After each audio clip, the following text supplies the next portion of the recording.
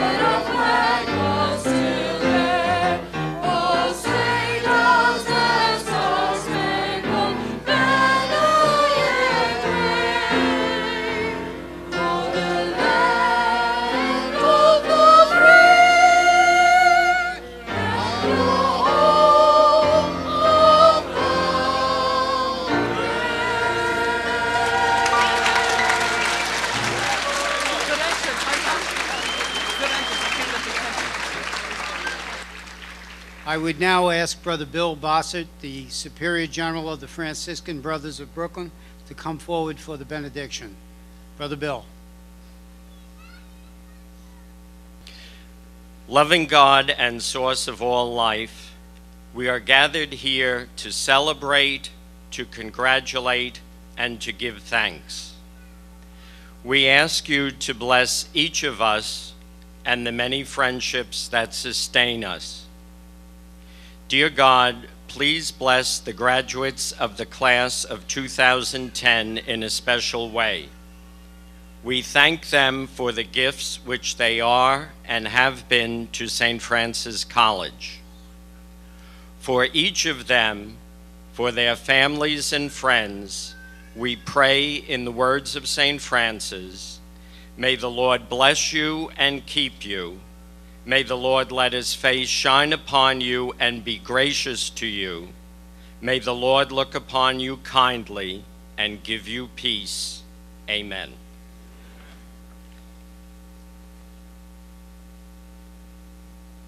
Please be seated.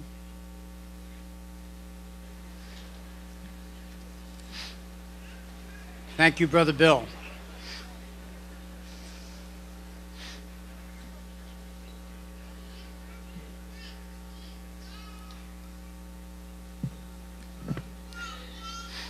Good afternoon, and welcome to all of you, our friends, our families, our honored guests, and most of all, the St. Francis College class of 2010. I want to take this time to commend you on all your hard work that allowed you to get to this day.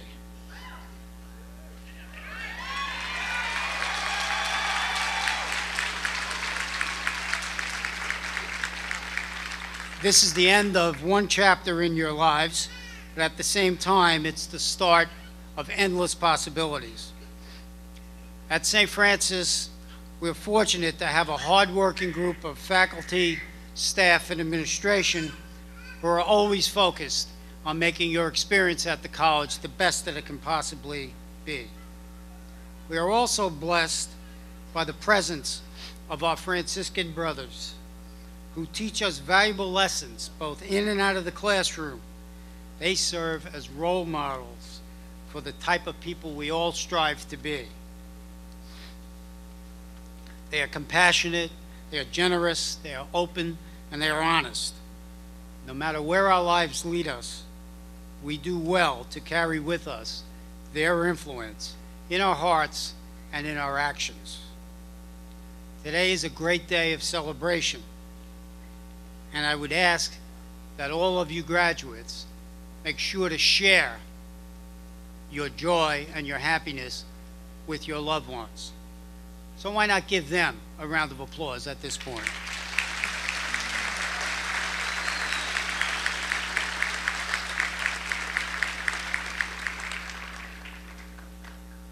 Our ceremony today begins with our commencement speaker, a man who we all hold in high esteem for the years he has spent trying to better the lives of students just like you. As president of Fordham University, Father Joseph M. McShane, S.J., oversees 15,000 students in the 10 schools at Fordham.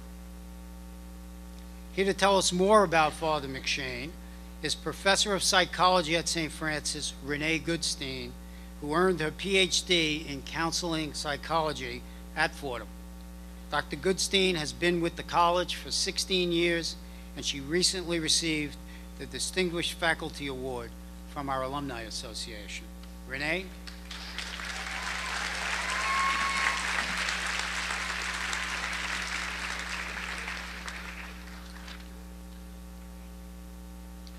On behalf of the St. Francis College community, it is my great honor to introduce our commencement speaker, the Reverend Joseph M. McShane of the Society of Jesus. Father McShane is the past president of the University of Scranton in Pennsylvania and current president of Fordham University in our native New York.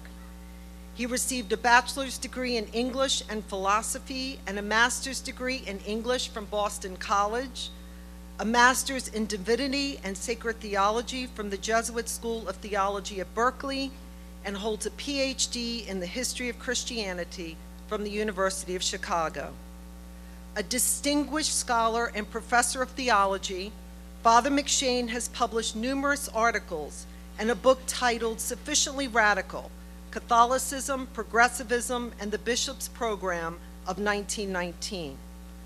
Father McShane has served on many boards, including the American Council on Education, Loyola University in New Orleans, St. Joseph's Preparatory School in Philadelphia, the New York City Charter Revision Commission, and many others. I could continue to enumerate Father McShane's accomplishments and contributions to higher education and to New York City, but I will not, because it will take a long time. What is clear from Father McShane's work is that he stands for the life of the mind. But more than that, Father McShane stands for the life of the soul. He said that there is a need for the great faith to engage in dialogue with one another.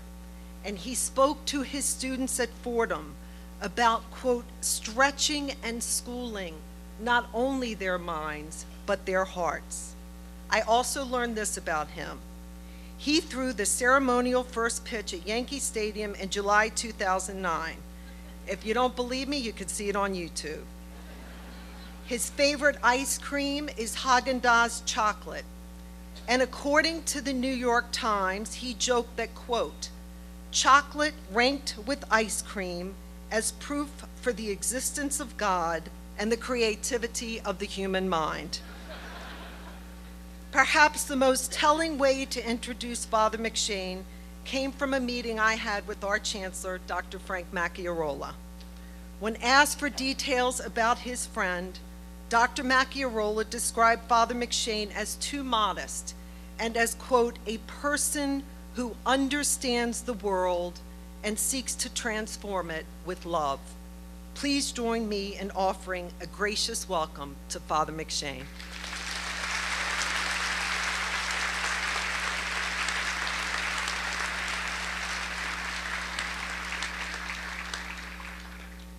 Thank you very much, Doctor. Before I launch into my prepared remarks, I have to address the question or the issue of the pitch. I am the first to admit it was the very worst pitch in the history of the game.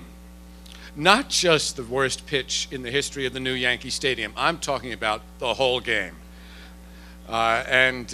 It was and remained the worst pitch in the history of the game until 2 weeks later, when President Obama threw out a first pitch. And his was far worse. I'm a lifelong Democrat, and I thank God every night for the president, because his pitch was so much worse than mine, and mine was forgotten. But I do want to point out that since that day, the Yankees played .750 ball, but that's a matter for another day. Mr. Tully, President Dugan, Dr. Macchiarola, members of the Board of Trustees, faculty and administration, parents, honored guests, and members of the class of 2010.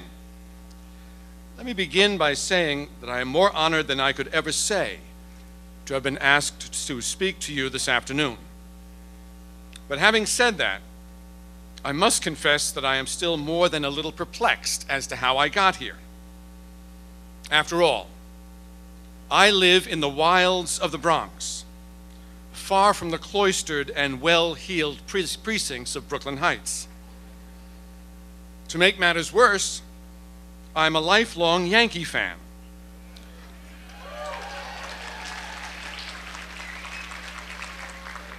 Who serves as an administrator at the university from which Walter O'Malley, the man who tore the heart out of Brooklyn when he moved the Dodgers to Los Angeles, received his law degree.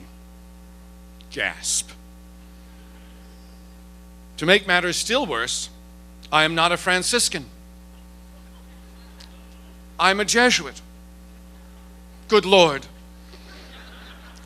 I have 3 strikes against me, and I have barely begun to speak. I'm a Jesuit Yankee fan from the Bronx, let loose at a Franciscan college in the heart of Dodger-deprived Brooklyn.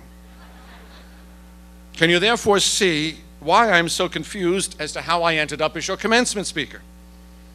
And I can see from the reactions on some of your faces that at least some of you share my sense of confusion. And after a great deal of reflection, I came to the only possible conclusion to the question of how I ended up here. The Franciscans invited a Jesuit to speak this afternoon to show the depth of their ecumenical spirit and their mercy. But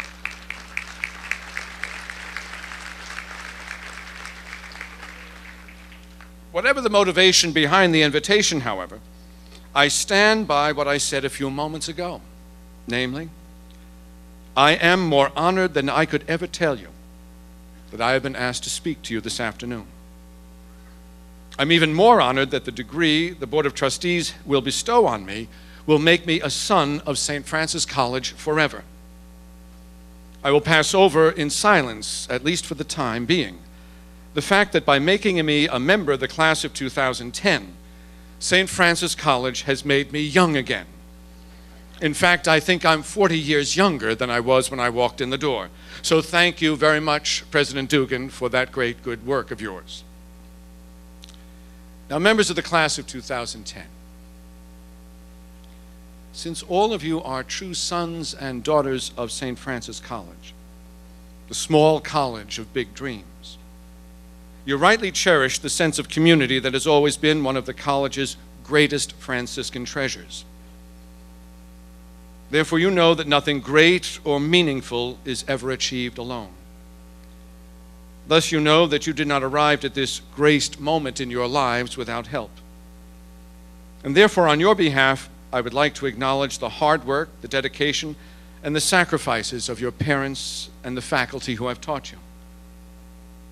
They have been with you throughout your 4 years, sometimes walking beside you to encourage you, sometimes running ahead of you to challenge you, and sometimes pushing you from behind to get you going on those days when your faith in yourselves flagged. Today, they, your parents and the faculty who taught you, all of them share in your triumph and bask in your reflected glory, just as you have basked in their love for so many years. I know that you will now you will now join me in thanking them for all that they have done.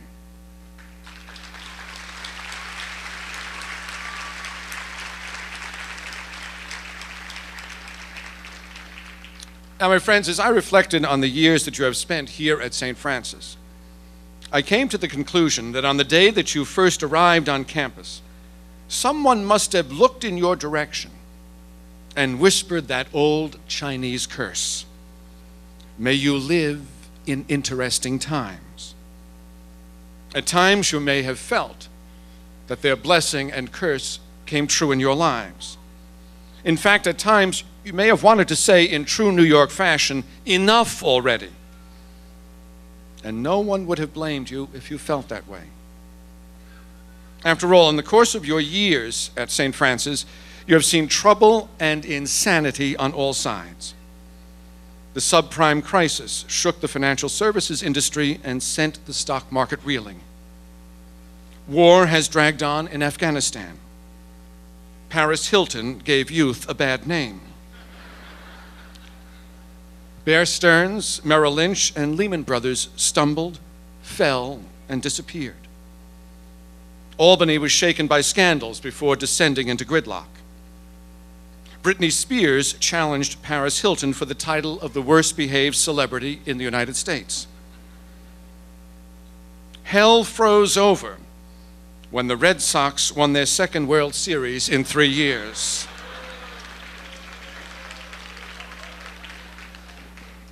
Oh, babe, you failed us. Desperately poor immigrants have poured across our southern borders, setting off national debates on human rights, citizenship, and national security. In a photo finish, Lindsay Lohan beat out Paris Hilton and Britney Spears in the contest for the title of the most poorly behaved young star in the United States. Haiti descended into chaos in the aftermath of a devastating earthquake, and the world mourned. Now, of course, not all the news that screamed from our headlines in the course of the past 4 years has been bad. Far from it. Redeeming the promise contained in the vision of our nation's founders, Barack Obama roared out of nowhere to become the first man of color to serve as our nation's president.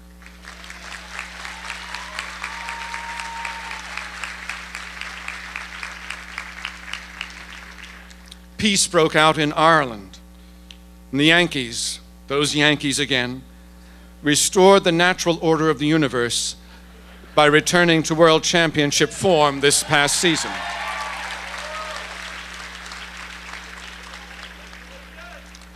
And Congress passed legislation overhauling our system of health care.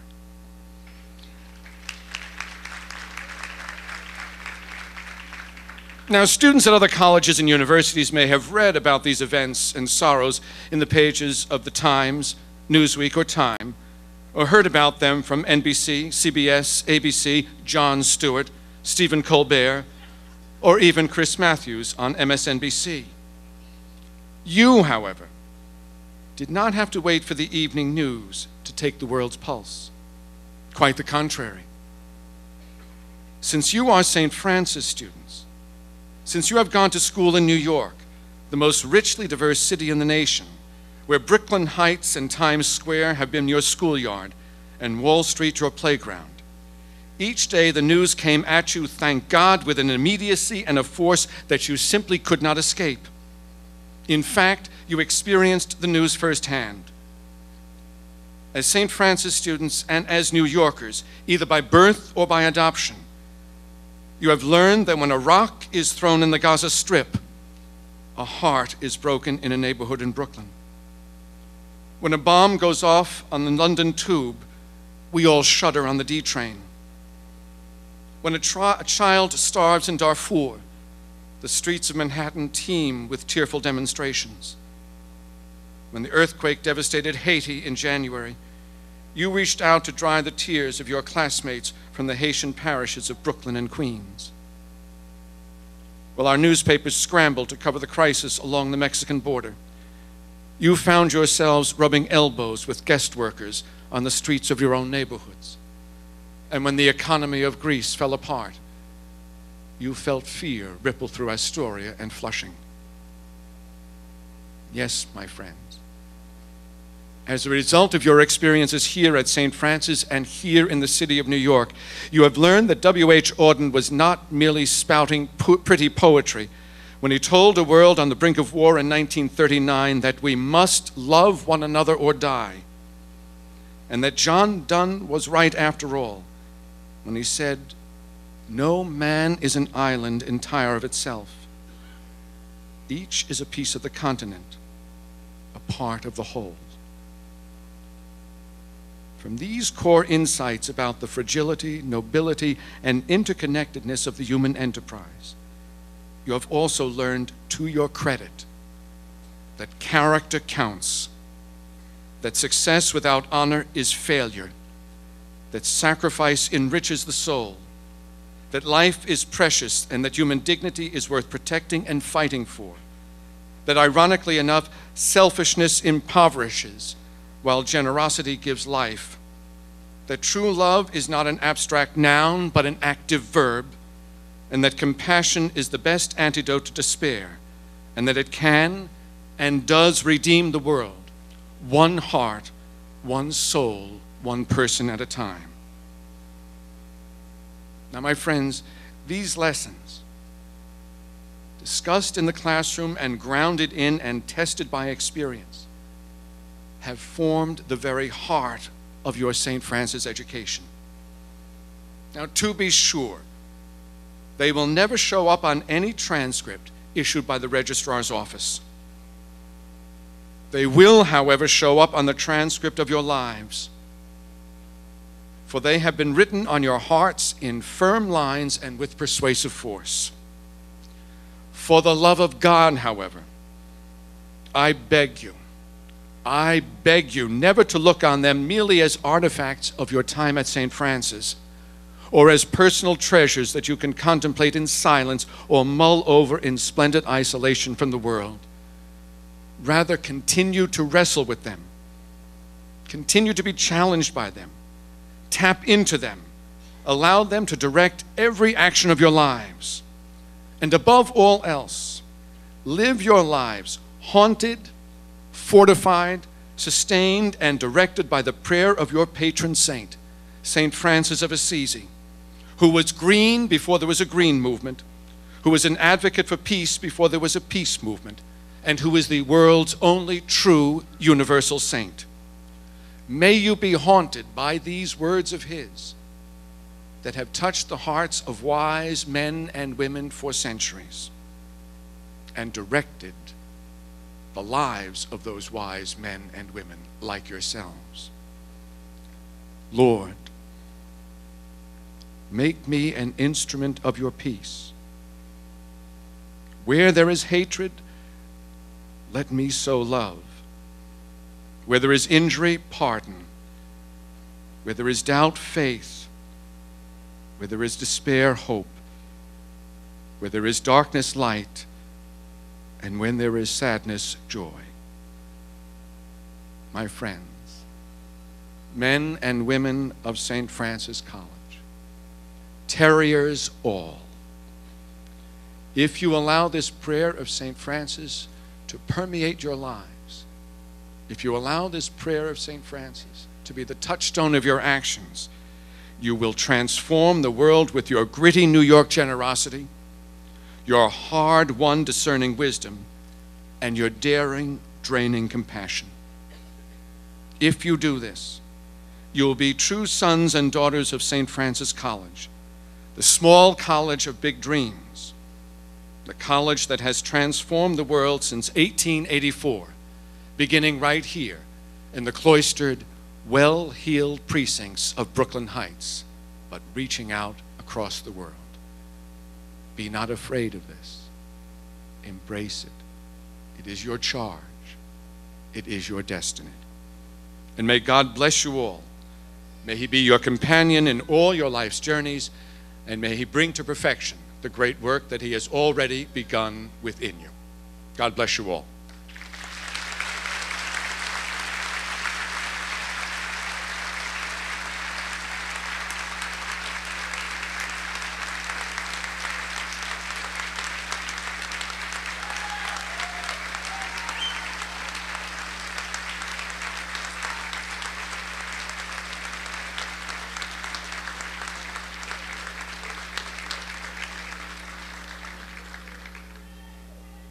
Thank you, Father McShane, for that inspiring talk. I ask that Father join us mid-stage, where we will confer with Chairman of the Board, John Tully, officiating a degree of Doctorate of Human Letters honoris causa.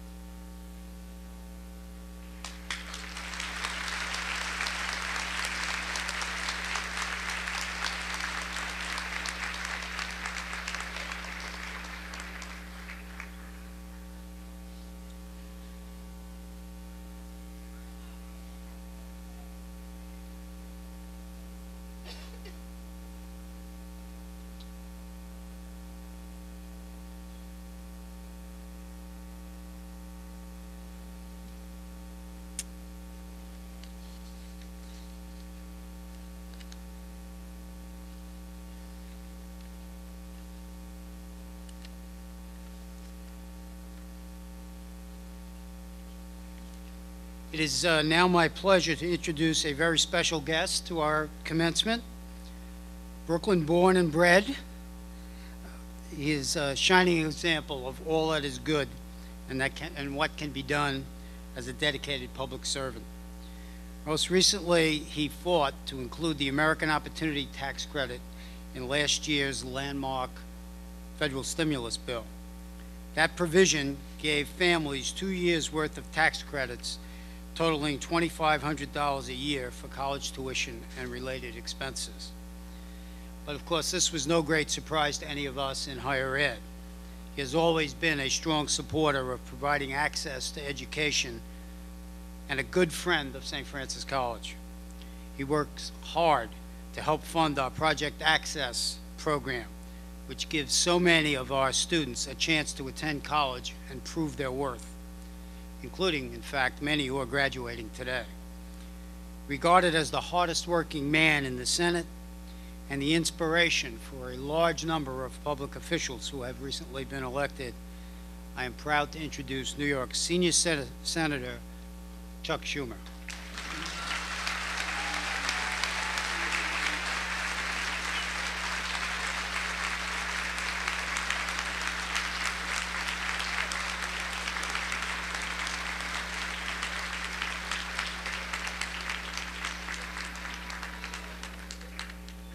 Well, it is great to be here at St. Francis.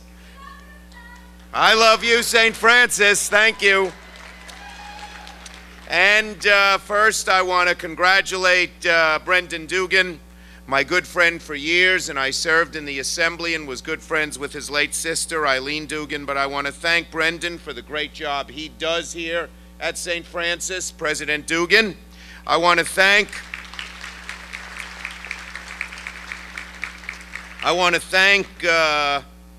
my good friend who I've known for 30 years, and we worked our way through politics together, his predecessor, who is here today from my neighborhood down in the southern part of Brooklyn, Dr. Frank Macchiarola.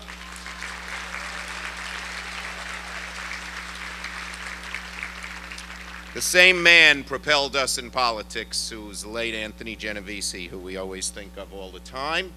And I want to congratulate all of the honorary degree winners, Bishop Catanello, Alan Fishman, Sandra Thomas, and of course another person who I enjoy and am so glad he is a vital part of the New York scene, Father McShane of Fordham. Thank you very much, Father, and congratulations. And I also want to congratulate the parents and the families and the friends of the graduates, but who do I really want to congratulate? You, this great class of 2010 St. Francis College.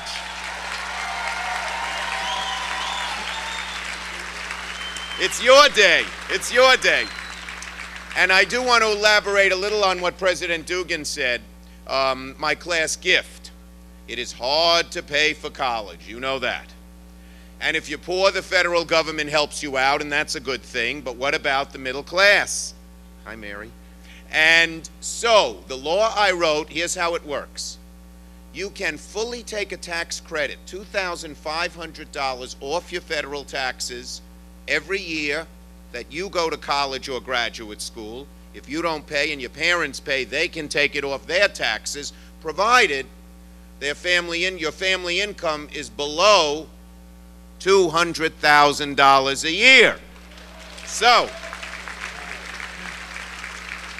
for those of you who come from families below $200,000, make sure you or mom or dad takes it off their taxes, because about 20% of all people entitled still don't, because it's new. And if you come from a family whose income is above $200,000 a year, God bless you. Now, these are tough times. We know that. But when times are tough, Americans, and particularly young Americans, New Yorkers, and particularly young New Yorkers, and St. Francis grads, they don't wilt, they don't shake, they don't get nervous, they go forward.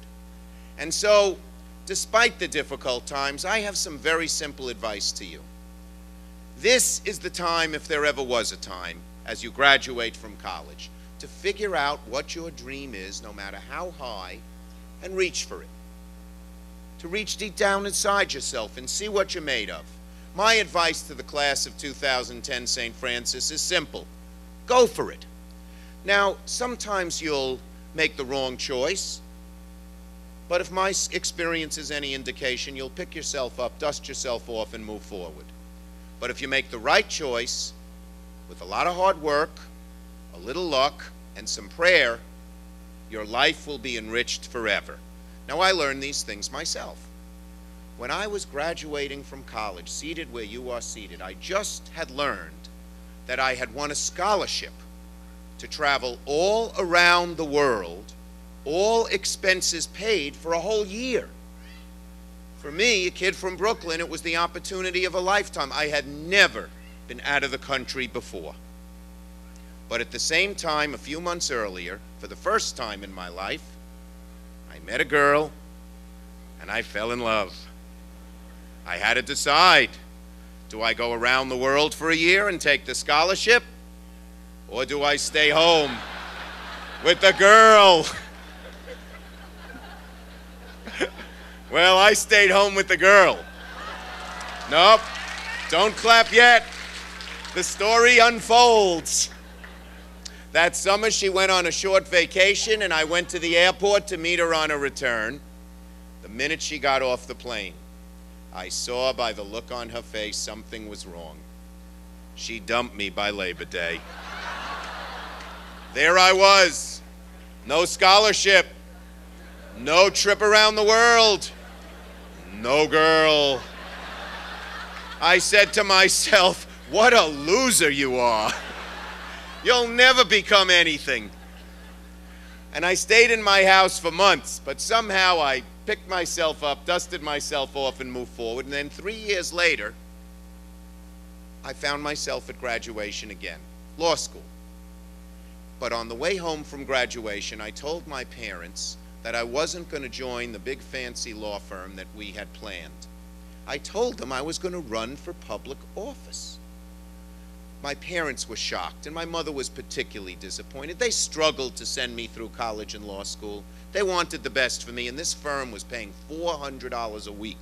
In those days, more than my family had ever seen. But my heart wasn't in it. I had worked there the previous summer, and I didn't like it. And I said, I want to do what I really like, which is politics. So that fall, I ran for the New York State Assembly, age 23, and I had 3 opponents. There was the party McShane candidate, there was a neighborhood activist, and then there was my mother, who was telling all her friends not to vote for me. So as she said, you'd get this idea of going into politics out of your big, fat head. Well, a few years earlier, I lost that girl, but that November, I won the election. So, St. Francis graduates, go for it. And when you have doubts, and believe me, we all have doubts at every age of our life, at every stage of our life, but maybe you'll remember these few lines from the great poem by Rudyard Kipling called If. He wrote it to his son 100 years ago, but it's relevant to each and every one of you. If you can dream and not make dreams your master, if you can think and not make thoughts your aim, if you can meet with triumph and disaster and treat those 2 impostors just the same, if you can bear to hear the truth you've spoken, twisted by knaves to make a trap for fools, or watch the things you gave your life to broken, and stoop and build them up with worn-out tools, if you can make one heap of all your winnings and risk it on a turn of pitch and toss, and lose and start again at your beginnings, and never breathe a word about your loss, if you can force your heart and nerve and sinew to serve your turn long after they are gone, and so hold on when there is nothing in you except the will which says to them, hold on, if you can talk with crowds and keep your virtue, or walk with kings but not lose the common touch, if neither foes nor loving friends can hurt you, if all count with you but none too much, if you can fill the unforgiving minute with 60 seconds worth of distance run. Yours is the earth and everything that's in it, and which is more, you'll be a man, my son. He wrote it to his son 100 years ago. It's relevant to each and every one of you of this great class. St. Francis, 2010, congratulations. Good luck, Godspeed, and go for it.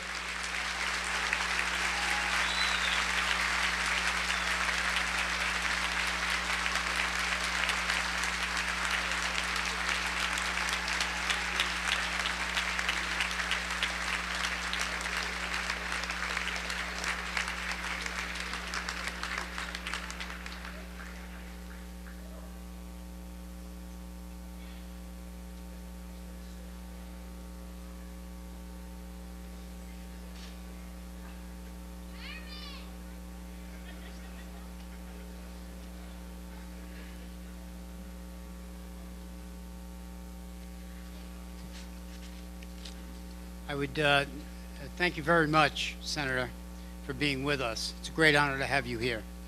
I would now like to introduce a man who really needs no introduction here at St. Francis, our former president and now Chancellor, Dr. Frank Macchiarola, who will read the citation for our next honoree.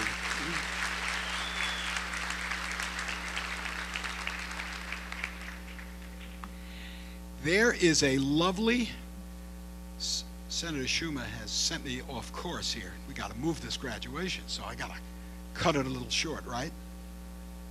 Is it hot enough in here for you all? Cut it short.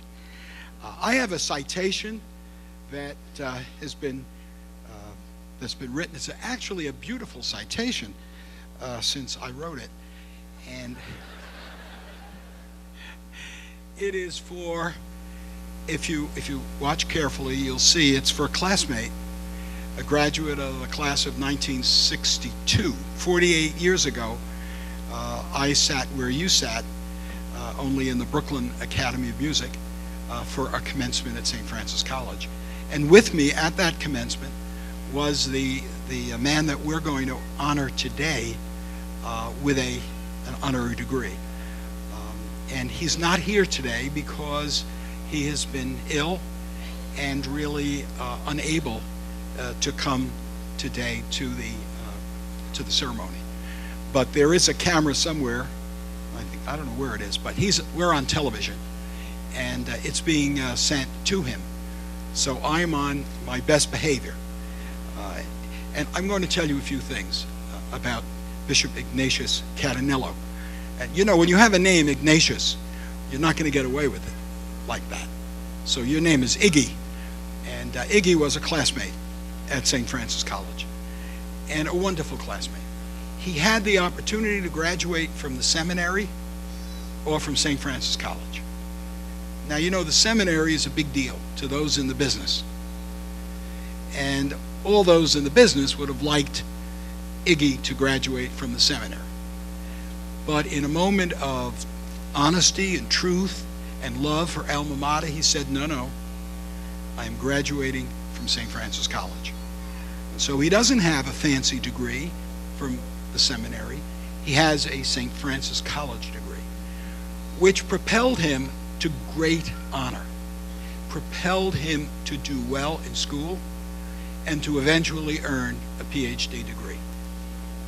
As those of you who understand what that means, it is a considerable achievement. While a priest, earning a PhD, and being on the faculty of the seminary and being rector of the seminary, and also teaching at another university, which I will not name because it's not as good as St. Francis. It's out there on Long Island. They think they're on Long Island, but they're really in Queens. And they used to be over here on Skimhorn Street, but they got big for their britches. So they stole Bishop Iggy Catanillo to their faculty. But I will tell you this right now, Iggy, if you're listening to me, you better pay attention. You are not going back there to teach. If you go anywhere, you're coming to St. Francis College to teach. Because why should our best be sent out to the minor leagues?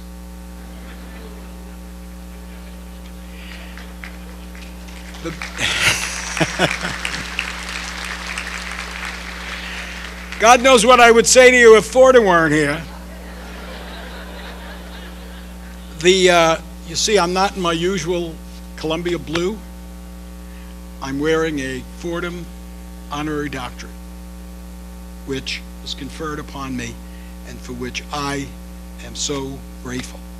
But so I don't pick on Fordham, not at all. But Iggy, we're giving you an honorary degree, even though you're not here, for your hard work, for your dedication, for your work with ecumenism, for your work in immigration, for the kind of leadership you have provided in this diocese, for being the kind of remarkable, true Franciscan that you are. And by the way, when you see Bishop Catanello, you know the bishops have all these fancy crosses. You see them with those crosses? You look at Bishop Catanello's cross. It is the San Damiano cross. It is the cross of St. Francis of Assisi. It's the cross that's in every classroom in our building. And it reflects the cross that inspired St. Francis, that inspires all of us to do what we do, and inspires Bishop Catanello to be the kind of extraordinary bishop that he is. And so while you're not here, Iggy, and I can't have the great honor of giving you this, we do have a substitute. You know, when Derek Jeter doesn't make it, they pull out a substitute. And the substitute we have is the pastor of Assumption Parish, who was for many years secretary, or whatever title you had, administrator, he was a fancy guy, to Bishop Catanello. And what makes him even better and more decent and more honorable in this group, even though he's a priest of the Diocese of Brooklyn, he is a former Franciscan brother. So it's my honor to confer an honorary degree, or ask the President and the Chancellor, the Chairman, to confer an honorary degree on Bishop Ignatius Catanello. And coming up to take that award for him is Father James King, pastor of Assumption Parish.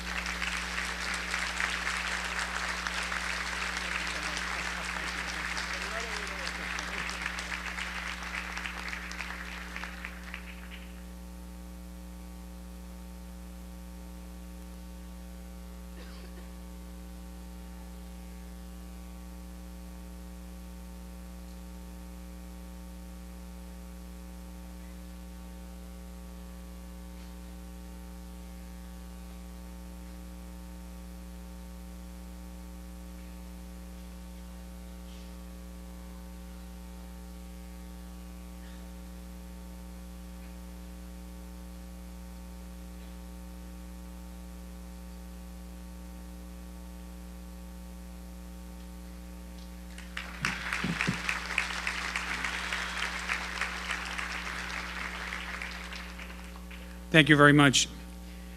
For a number of years, I drove the bishop around the diocese. We were in traffic for many times, and oftentimes St. Francis College would come up. He truly loved St. Francis College. He talked about it very often. From that experience, he became a true peacemaker. He was a dreamer of God's reign among us for the Diocese of Brooklyn. So we ask you today to remember him in prayer, and humbly I accept his, in his honor. Thank you so much.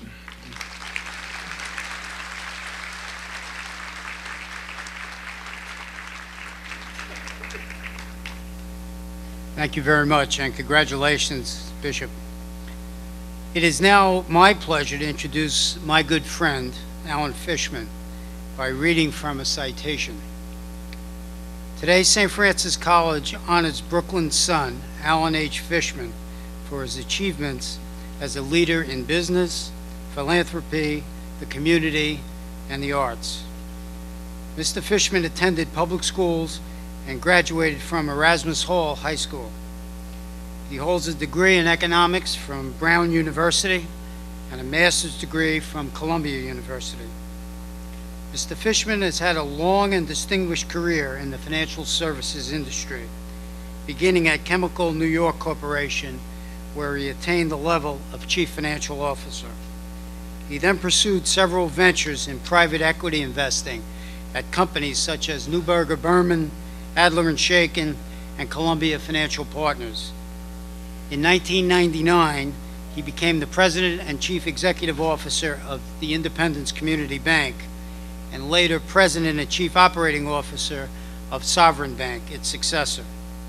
He presently serves as the Chairman of Ladder Capital Finance Corporation.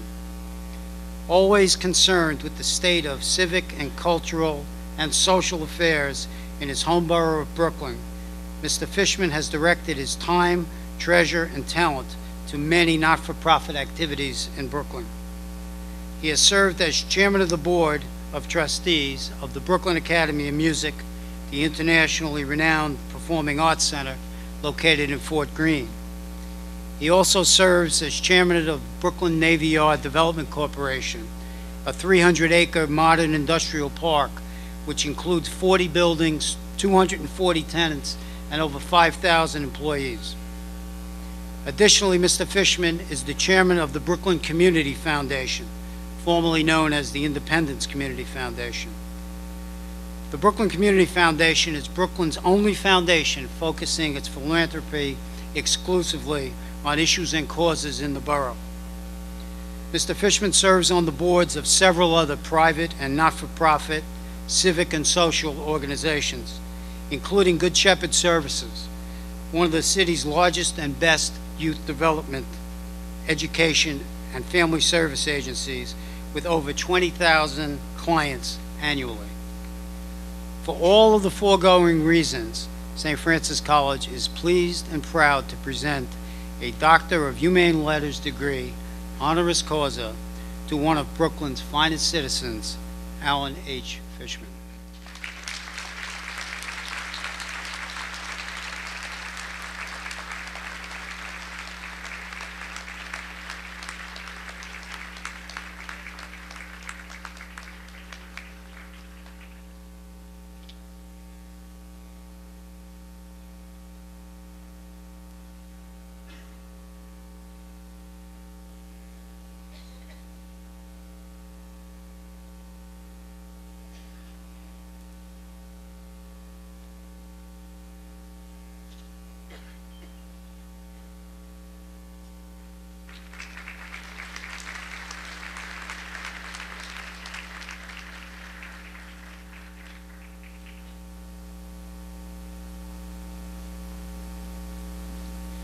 Now I'd like to call on one of our recent graduates to deliver our next honor.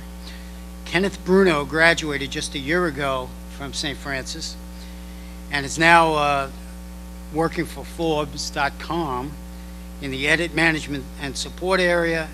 And he's also a contributing writer to 2 of the Forbes publications. While at St. Francis, he was editor of The Voice, the student newspaper, and a member of our Young Journalists in Training program. While at the college and in that program, he met our next honoree, and I want to call him forward to read the citation.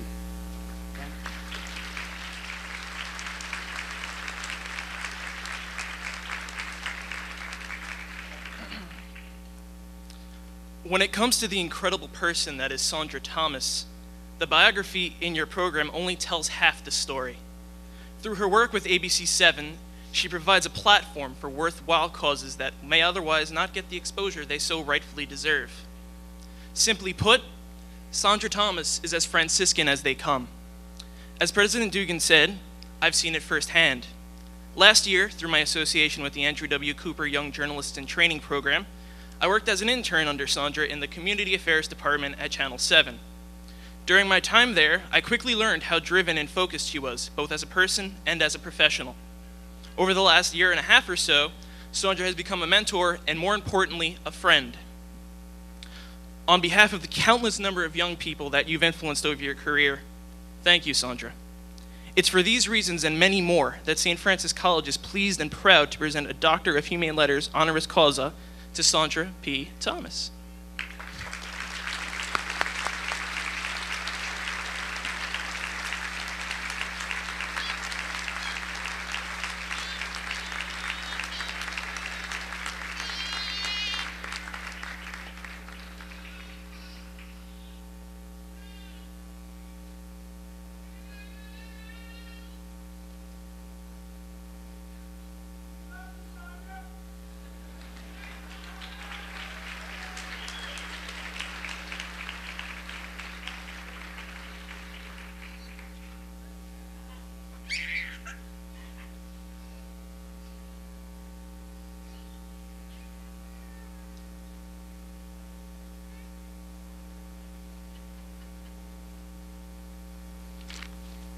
The opportunity to speak in front of a mic never eludes me.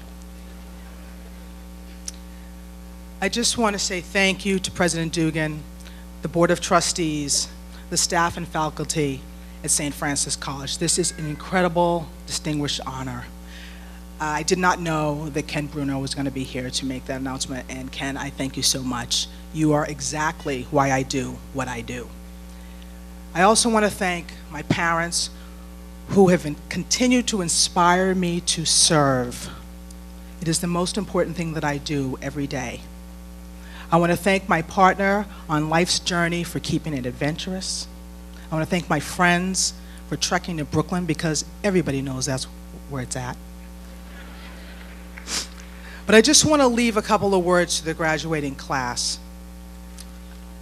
I'm one of those people who loves graduations because I see it as a real commencement.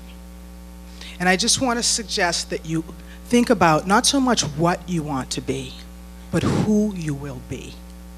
Who you will be, and how you will leave this place, Brooklyn, the US, the world, a better place.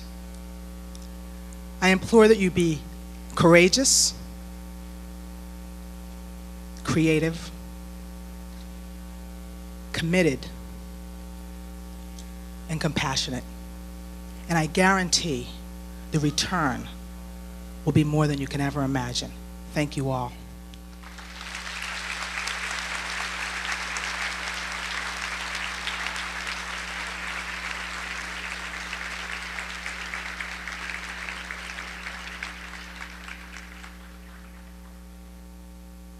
Thank you, and congratulations, Sandra. Our valedictorian this year is Jonathan Palumbo.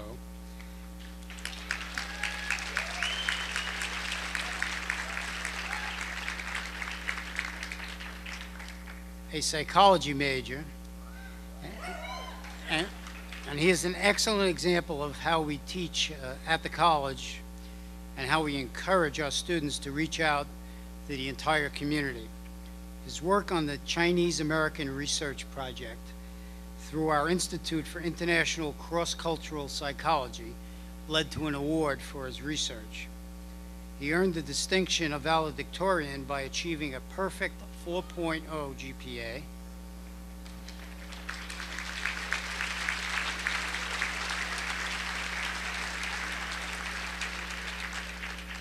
and since we had more than one student accumulate a 4.0, he was named valedictorian by virtue of his having completed more credits at St. Francis than the other folks who had a 4.0 GPA. Before we hear from Jonathan, I'd like to ask the other 5 students who completed their work at the college with a perfect grade point average to stand so we can all acknowledge their achievement and their hard work. Islam Ali, Karen Asher O'Neill, Kerry Ferdinand, Philip Kistobronsky, and David Pisano.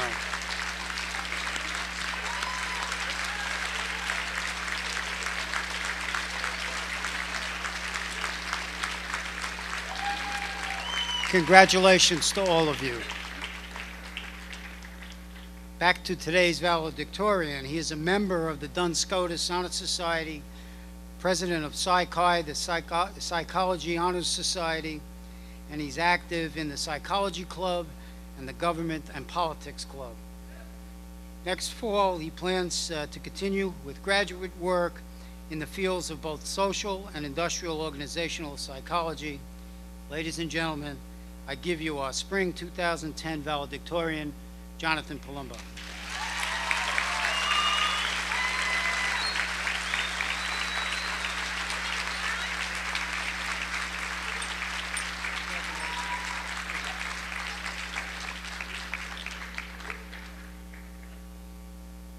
Members of the Board of Trustees, President Dugan, members of faculty, honored guests, fellow graduates, family and friends, good afternoon. St. Francis of Assisi vowed to help the poor and those who are unable to help themselves.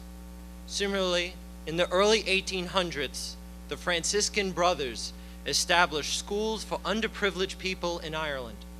Luckily, in 1858, a group of Franciscan brothers carried that spirit of giving to immigrants and underprivileged people in America. And to this day, the Franciscans continue to give the gift of education to all peoples around the country and the world. In an age where money triumphs over ethics, the brothers at St. Francis are truly unique. Unfortunately, one truly unique person, Brother George Larkin, passed away in 2009. May his spirit of goodwill and giving be passed on to all those who are present here today. I want to thank the Franciscan brothers who continue to serve their community and the students at St. Francis College. I also want to thank the faculty at St. Francis for providing us an education that will last us a lifetime. Dr. Hirsch, Dr. Lancaster, I thank you for all the help you provide the students in their experimental thesis class. Dr. Analik, I thank you for your support and encouragement. Dr. Belosi, I thank you for your dedication to Psi-Chi, and your teaching will benefit many students for years to come. Dr. Goodstein, I thank you for your work in Psi-Chi and offering advice for any student that needed it. A special thank you to my professor, mentor, and I consider him my friend, Dr. Gielen.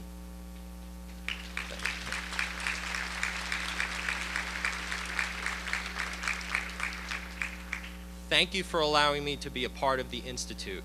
These past 2 years working on the project with you has been an unforgettable experience.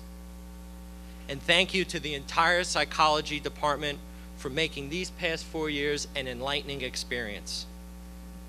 I also want to thank my family for instilling the power of education in me. My mother helped me focus on school, while my father made me a more socially aware person. My sister Elizabeth for her support, and my girlfriend Susan for loving me even at times when I was stressed out. Many times. To my Aunt Elise for guiding me in my decisions about my education and career, I thank you all for your love and support.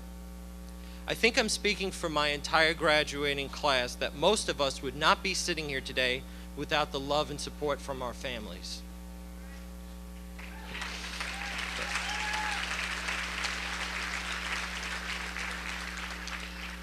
Appreciate your families and what they mean to you, because in this unstable time, they are your safe haven. It is up to us fellow graduates to utilize the tools that the college has given us in order to work through these dark times. To quote Albert Einstein, "In the middle of difficulty lies opportunity." I sincerely wish you all the health and happiness that life can offer, and to take hold of the opportunity that St. Francis College has given us. Some of you in this room will make a difference in this country, but all of us have to try. It is our moral obligation to do the best we can for others, our family, and our country. Never forget that we are Americans, and as Americans, and those who hold our similar beliefs, have faced the worst the world has to offer. 2010 is a critical year, not only in our lives, but for others all around the world. Our country and other countries are struggling economically. War, greed, and poverty are rampant. Everyone has been affected by this great recession, and we do not know when it will end. So it is up to us to end it. Not only the graduating students of St. Francis College, but other graduating students all across this nation. It is up to the future economists, lawyers, doctors, psychologists, teachers, politicians, and people in every walk of life to come up with the tools to bring our country back to being the greatest on this planet. We have defeated imperialism, fascism, communism, and we will defeat greed. We must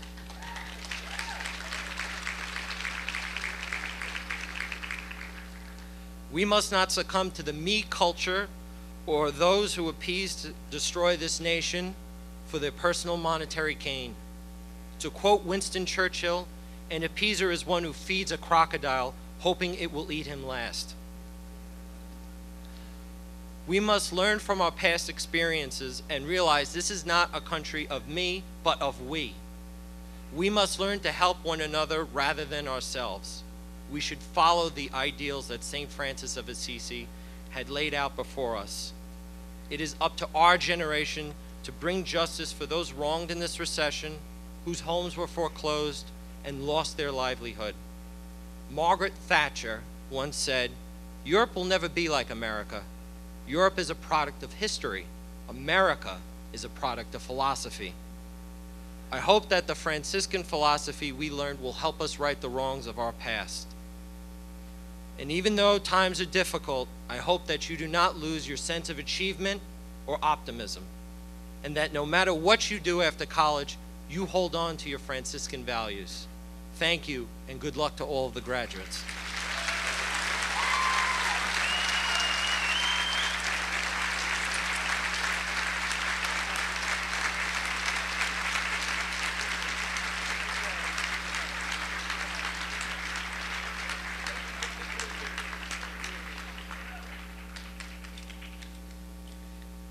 Thank you, Jonathan.